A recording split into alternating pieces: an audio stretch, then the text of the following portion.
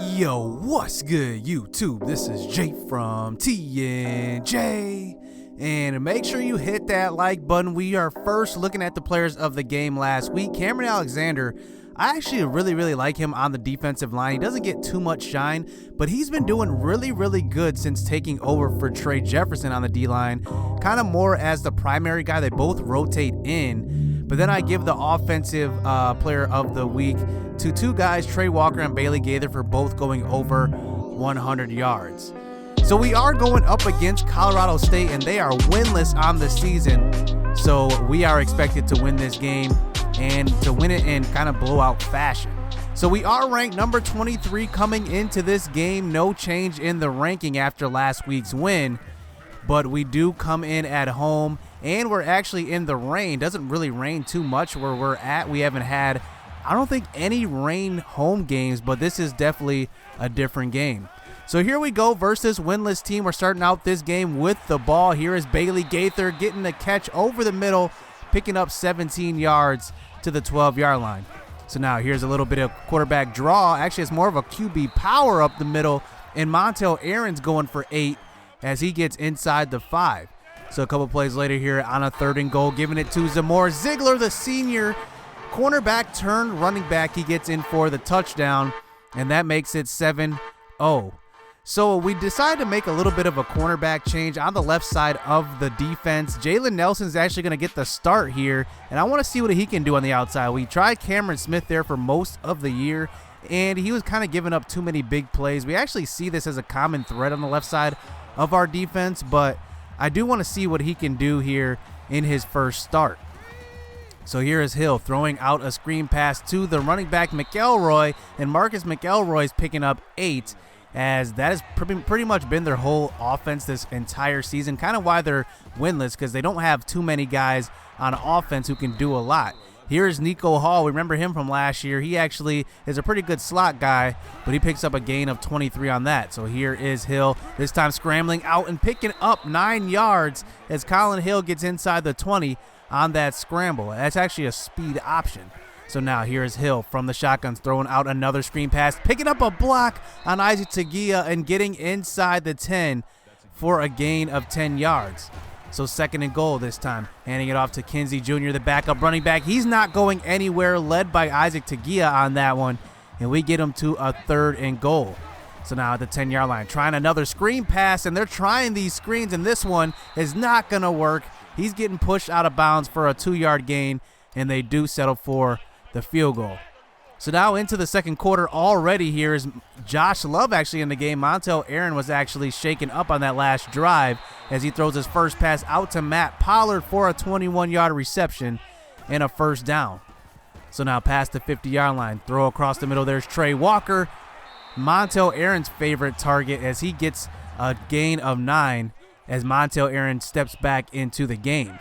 So now on a 2nd and 6 here, 5 minutes left in the second quarter, throwing the ball across the middle. There's Matt Pollard, and I'm actually really surprised at Matt Pollard and the progression he's made at receiver, because I recruited him as more of a tight end, but he's doing a pretty good job at receiver on the outside as he runs some precise routes and holds onto the ball most of the times when it's thrown to him.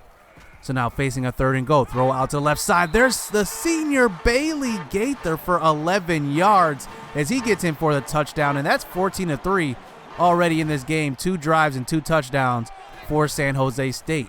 So now back out on the next drive. Here's McElroy showing some patience, getting to the outside, avoiding a tackler on the outside, but steps out of bounds, pushed out of bounds by Trey Webb, and they get a first down on that one. So now close to the 50. Here's Hill throwing the ball across the middle. Look at Andre Armstead in coverage.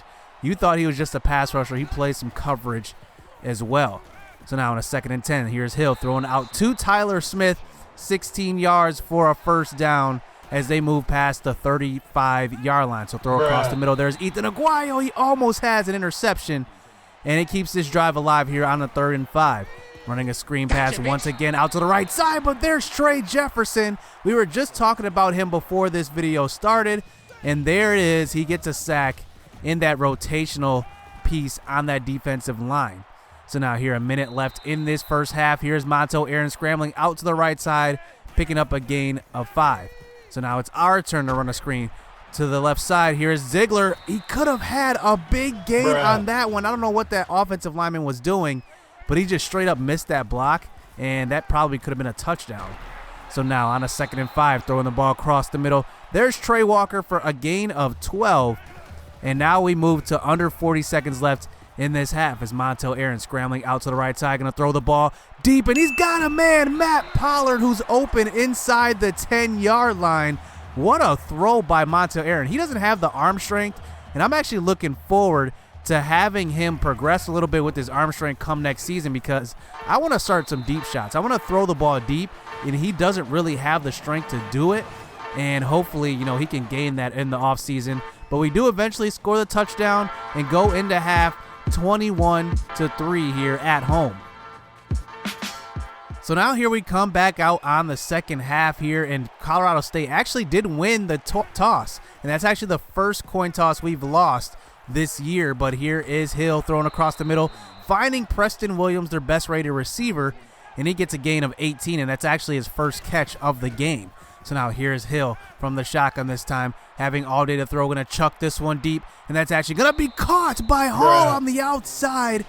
Nico Hall gets a lucky one, as I don't know what happened that time, and Nelson did not get his head turned around. He just straight up loses the ball and gives up the big play, as now they're straight back in this game there with the big touchdown.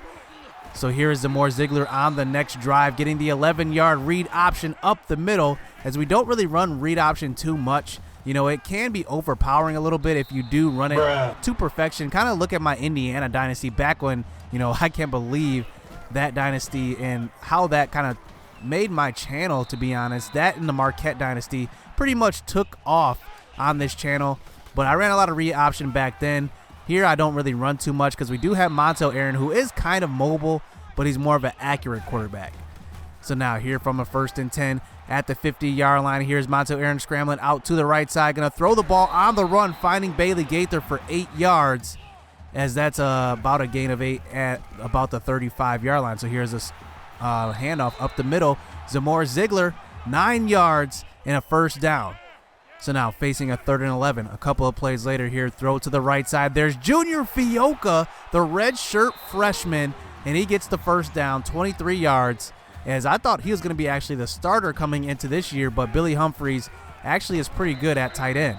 So now on the next play, running the ball to the left side, and that's actually going to be a loss of 3, as Ziegler can't avoid the tackle. So now here on a 3rd and goal, throwing the ball across the middle. Trey Walker catches it but backtracks a little bit and loses ground, as we do have to settle for the field goal, making it a 14-point lead. So now winding down the 3rd quarter, here's a carry out to the left side. McElroy, but he's getting tackled by Jonathan Leonard Jr., and he is a junior in this season. Trey Webb is actually a junior as well, as we're going to have to replace them in the future. So now on the next play, here's Isaac Tagia on the interception. I don't know what Hill was throwing to, but if we look closer at this interception, this was all Andre Armstead. Look at that. He forces the bad throw, and that is the man. I mean, just having him as a pass rusher has definitely changed the course of this defense in the second half of this season. As remember, I could not get any pressure as Trey Walker gets into the end zone for the 31-yard touchdown. I love that play. It's a timing route, and they just run it to perfection. Trey Walker and Montel Aaron, that's just junior to junior connection. They are actually roommates and best friends, and it shows on the field. But going back to pass rush, I mean, just having Andre Armstead there, I mean, you can just see he pushes that right tackle back every single play, and it's just so disruptive, as that was the problem last year. We had no pass rush, and here in Season 2, Andre Armstead has definitely changed that. Here he is running McElroy down on the pitch play, but that actually is a huge gain by McElroy. Gain of 28 as they move inside the 15-yard line. So now on a 2nd and 1, here is Hill, this time scrambling out to the right side. He's going to try to get rid of the ball, and look who it is. It's Andre Armstead. We keep talking about him. He gets the sack on that one, and now he forces a 3rd and 8. So here is Hill from under center, throwing the ball across the middle, and that's actually deflected by Trey White.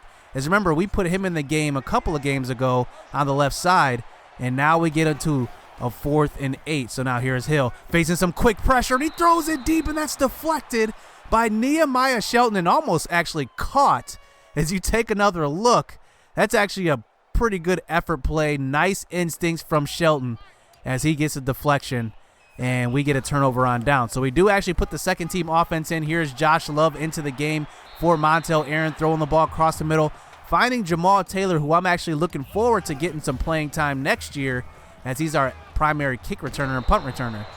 But now on a 3rd and 5, there's just a bad throw by Josh Love. That's maybe just experience and not really getting in too much this year, as they actually get the punt from us. So now here's Hill on the next drive, but this time taking a sack by Jonathan Leonard Jr. He's having a good game this game as well.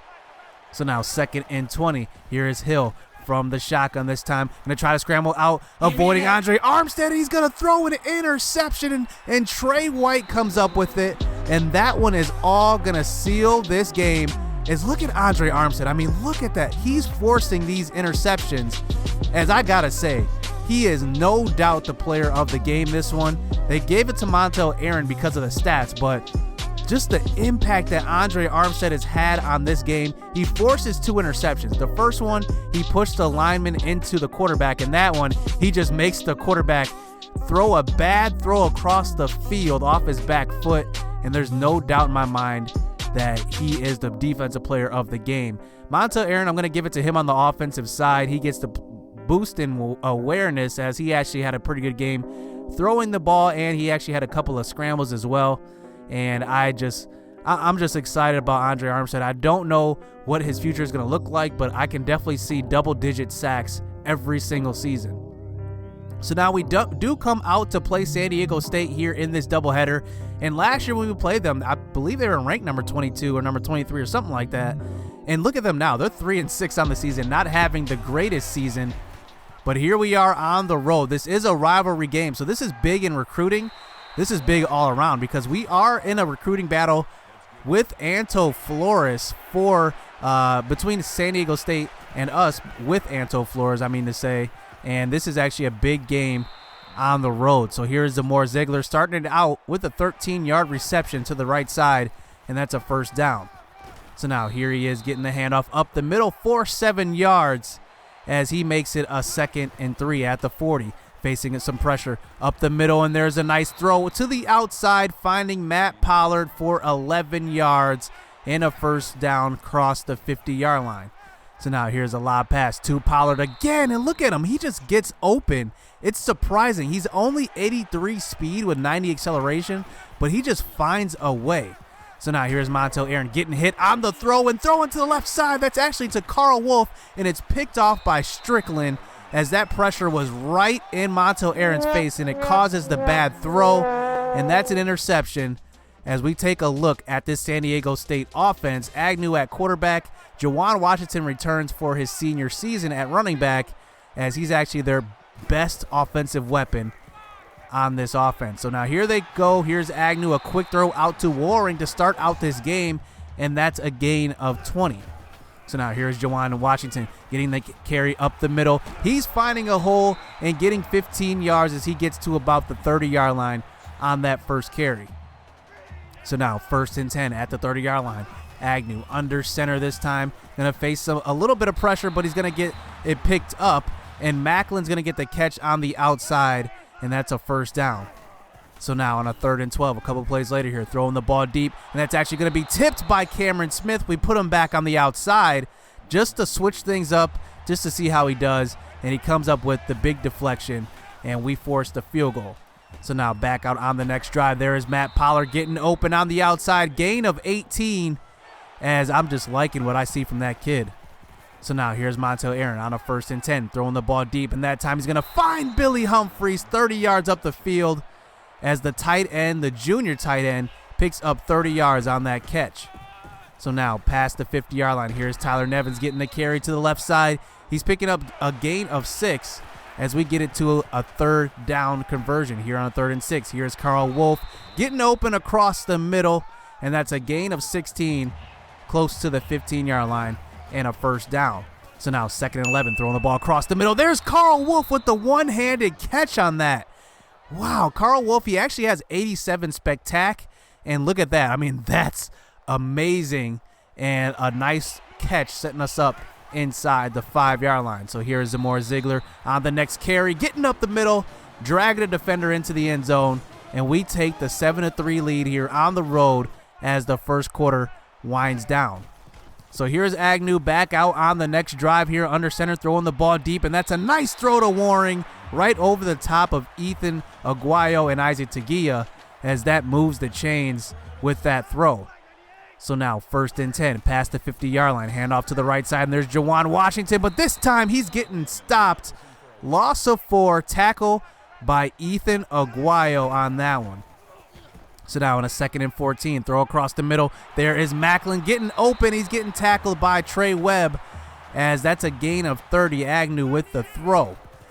So now here under center once again at the 25-yard line. Here is Waring getting his way upfield for a gain of 12, and Waring has 3 receptions for 55 yards already. So here's Washington on the carry to the outside, and that's actually going to almost be a touchdown, but take a look at the play by Andre Armstead. He pushes the right tackle inside and has the awareness to recognize that it's a run, spins Washington around, and we get the cleanup tackle. So now on a 3rd and goal, throwing the ball to the left side, there's Macklin in the corner of the end zone. What the heck was Cameron Smith doing on that? I don't know what kind of coverage that was, but what was he looking at? That's his only receiver in that vicinity, and he gives up the touchdown, and that's the reason why I don't keep Cameron Smith on the left side. He makes like some weird plays like that and gives up a lot of big plays, and we're going to have to make some adjustments there. So now here's Trey Walker getting open to start out the next drive, and that's a big gain of 22. So now Montel Aaron moving the pocket to the left side, throwing out to Billy Humphreys, as that's a gain of 5. Now we get it down to a 3rd and 5. So now running some slants across the middle, throwing the ball deep, though, to Trey Walker. We have a man, but that's tipped. Nice play by Trenton Thompson, the safety on that, and that forces us to a 4th and 5. So now here is Aaron rolling out to the right side. He's going to have a man open, but he's going to get picked off. That's Thompson, and I have no idea what Ziegler was doing on that. He just, like, slowed down on his route, but we also probably had Matt Pollard open on the sideline, and we missed that throw. And that's actually a turnover for San Diego State. So now here's Agnew under center this time, throwing the ball to the middle. And that's Wilson Jr. picking up a big gain and moving the ball past the 40 as they have 4 minutes left here in the first half. So now here's a throw out to the left side, and that's picked off by Trey Webb. And Trey Webb's going to be off to the races. He's going to get a little bit of a rub block from Cameron Alexander, and he goes into the end zone untouched, as that's a huge turnover there towards the end of the first half. And look at Trey Webb. I mean, he was an All-American last season. He actually wasn't an All-American. He is a preseason All-American going into this season, and that's the type of plays you expect from a preseason All-American, and that makes it 14-10. So here is Waring getting the catch to start out the next drive. They have 2 minutes left in the first half to put some points on the board. But here is a carry out to Jawan Washington, and Ethan Aguayo is going to be there for the stop. Loss of 4. So 3rd and 14. Here's Agnew under center, throwing the ball to Wilson Jr. He's going to pick up a gain of 13. They're going to get it down to a 4th and 1, and they're going to line up for the long field goal. But on the field goal, it's going to be a fake, and Salazar, their backup quarterback, going to try to scramble, and he's not going to get to the line. I've only seen this about 3 times in my dynasties where guys try to run these fake field goals, and it never works. It never works. When they try to scramble out like that, it never works. And here we are with a minute left in the first half, but we do actually try to get some points on the board, but we actually end up losing that possession as we take a big sack on a 3rd down. So we do give the ball right back to Agnew on the first play, throwing the ball deep, and that's actually picked off by Cameron Smith. So he actually makes a good play on this one, as he's made so many bad bonehead decisions letting receivers get whatever they want, and he comes up with the interception. So on the first play of the next drive, there is Matt Pollard, and he's getting behind the defense, and he's going in untouched, 70 yards, as what a throw from Montel Aaron. You know, Matt Pollard, like I highlighted earlier, 83 speed, but on that one, he gets open for the deep play before halftime, and what a shift in momentum. We were actually down 10-7, and we take the lead going into half. So now to start this second half, here is Agnew under center, facing some pressure right away from Jesse Ozuna and getting the ball out to Tony Wilson for the first down. So now handoff up the middle. There is Washington, but he can't get around Terrence Miller. And look at this run defense. They have not been able to run the ball at all in the last 2 games. So now here is Macklin getting the reception across the middle. And that's actually going to be a 4th and 3 as they do wisely this time kick the field goal instead of going for the fake. So now 21-13. Here is Zamore Ziegler on the next drive picking up a gain of 21. And that's a first down. So now running Carl Wolf in motion. Wide open is Billy Humphries. He's getting upfield, and he's getting tackled at the 25-yard line, about a gain of 20 yards.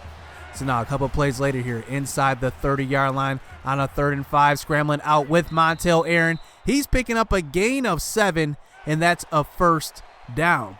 So now on a 1st and 10, handoff up the middle, this time to Tyler Nevins. He's going to find a crease and fall into the end zone, 14 yards out, and that makes it a 2-score lead here in this game. So now here with this 15-point lead, here's Agnew under center, throwing the ball out to the right side, and he's going to pick up a gain of 6 on that, making it a 3rd and 4 conversion. So now here's Agnew from the shotgun, throwing it out to the right side. Wilson Jr. is going to get tackled before the first down marker, and they're going to have to punt this one away. So we do line up in the Wildcat to start out this next drive. Here is Zamore Ziegler faking it to Tyler Nevins. He's got a lane, but somehow Montel Aaron gets in his way. That's a touchdown, and he runs into his quarterback, Montel Aaron, but it's enough for a first down. So now we run the exact same play, but this time running it to Tyler Nevins on the jet sweep, and he's going to run it to the outside for a gain of 28. And that's going to be 2 Wildcat plays. That actually reminds me of that Miami Dolphins offense. Remember that? When Ronnie Brown was a running back, they ran pretty much Wildcat like the whole game. That would actually be pretty funny to do in one of these games. So now facing a 4th and 2 here on this drive, getting it out to Trey Walker, and that was an easy conversion. He was wide open on that, gain of 7. So now here's Tyler Nevins getting the counter play up the middle. He almost falls in for the touchdown, but he gets it down to the 1-yard line. But on the next play, no problem. That's a 1-yard touchdown run from Zamore Ziegler as he makes it 35-13. So now here, 5 minutes left here in the 4th quarter here on a 1st and 10. Moving out to the right side. It's actually going to be stripped by Andre Armstead on the first play. This guy is something else. Take another look. Agnew tries to move the pocket a little bit, but Andre Armstead just strips the ball out of his hands, and that ends up being a strip and a recovery. And wow, this guy is going to be special in the future as Zamore Ziegler finishes off this game with the 42-13 victory. And wow, what a game from our defense in this one. Just 2 huge plays, and Andre Armstead is definitely player of the game in the first game, and I'd be giving it to him again, but Trey Webb had a huge game with that pick 6. He also, I believe, had a sack in this game. I'm not really sure, but Zamore Ziegler runs for 51. Tyler Nevins runs for 68. Matt Pollard goes over 100 yards in this game, 121 yards on that big reception. And yeah, he actually did get the sack. So he had a sack in this game. He had 7 tackles total. The pick 6, I mean, a big game from him. But I mean, Andre Armstead just as good, and he probably should get 2 boosts in awareness for that performance. So we do have some good news. We get some recruits, and look at who's committing. Drayvon Jennings, our top dual threat quarterback. Isaac Duenas, a much needed offensive lineman. Donovan Taylor, a run blocking tackle. Denzel Knox, one of the best running backs in the nation, number 8, and he's out of California as well. And then Luther Bridges, a pretty exciting prospect I'm excited for on the defensive line. But then Anto Flores actually commits to San Diego State after that. I'm actually pretty surprised. So we do end up with the number 59 recruiting class after those commits, and we move to number 18 in the ranking. So here we go, man. Can we finish this season strong and maybe even make a pretty good bowl and see how we do in the conference play to finish out this season? Because we do want to make that conference championship. We haven't won one yet, but 2 big victories here in this episode. So hit subscribe, hit that like button. Stay tuned. Let's get it. Let's go.